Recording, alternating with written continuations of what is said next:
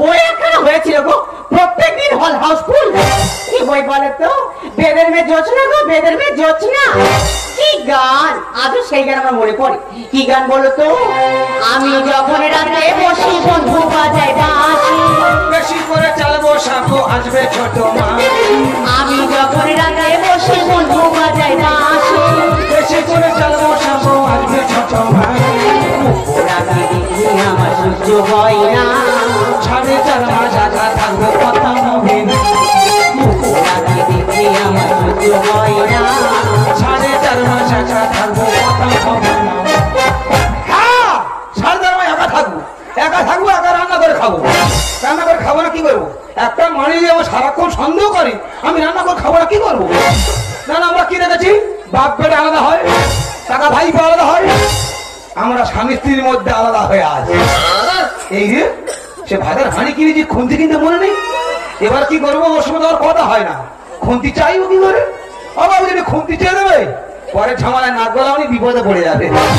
এই তো দাবার খুঁড়ি দেখা পাচ্ছি, দাবার খুঁড়ি কাজে খুন্তি চাইবো বলছি, দাবার খুঁড়ি খুন্তিটা একটু হবে। এই দেখ ভাতের হাঁড়ি, তুই বলে দে খুন্তি হবে না। কি সর্বনাশ, ভাতের হাঁড়ি তাই বলছে, তবু স্বামীর সঙ্গে কথা বলছে না। দেখো কত বড় অভিমানী মহিলা, দেখ তাহলে ওর দুটো কথা বলতে হয়। তাহলে ওর এই অবস্থা, হাসপাতাল থেকে দিদিমণি এসছে, বলছে বলে ভাই তোমার স্ত্রীর সময় হয়ে গেছে, হাসপাতালে গিয়ে একটা ইঞ্জেকশন নিয়ে আসবে। দিদিমণি চলে গেল, ও ঘরের ভিতর ছিল ফাঁকা, এসে বলছে বলে দিদিমণির সাথে কি কথা হচ্ছিল? ডায়মন্ড হোটেলে যাবে বলে ডেট করছিলে। বাবা গো, সন্ধ্যা থেকে একলা করে আটে গেলে সন্দেহ করে না। এই তো কালকে রাতে খাওয়া দাওয়া করে ঘরে থালা বাসন মারি দিয়েছি, তা থালা বাসন করে মেজাবে সবে ঘর দাওয়ায় উঠবো কি আর হোটেলটা পড়ে যাবো নি। এমন একটা লোক আমার তুলে রাখি ঘর ভেতরে বলতে পারে তুই কার সঙ্গে হুড়াহুড়ি করতেছি রে। বলছি ও আমার বারবার বলে, আমি একবার ছেড়ে দিচ্ছি।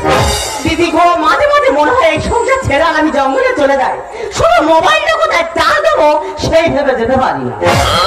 কি সর্বনয়, মোবাইল চার্জ দিতে পারবে না বলে জঙ্গলে যেতে পারছে না। আমি কেন্দ্র সরকার রাজ্য সরকার অনুরোধ করছি, ওই জঙ্গলে কারেন্টের ব্যবস্থাটা করে দেওয়া হোক। ও বাবা, সর্বনয় এইরকম করছে কেন?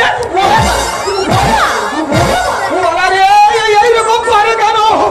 না, এ মনে হয় অন্যরকম ভাব। দেখি ওর কাছাকাছি গিয়ে জিজ্ঞাসা করে দেখি ওর কি হচ্ছে। তুমি আমাকে হাত দেবে না। কি সর্বনয়, যেন পুরনো ভেড়ি থেকে পদ্ম কেউ উঠেছে। ও সর্বনাশ, এইরকম করতে কেন? আমি কি করবো, আমার তো ছুঁইতে দিচ্ছে না। আমি কার ডাকবো? হ্যাঁ, বৌদি ডাকতে হবে। বৌদি, ও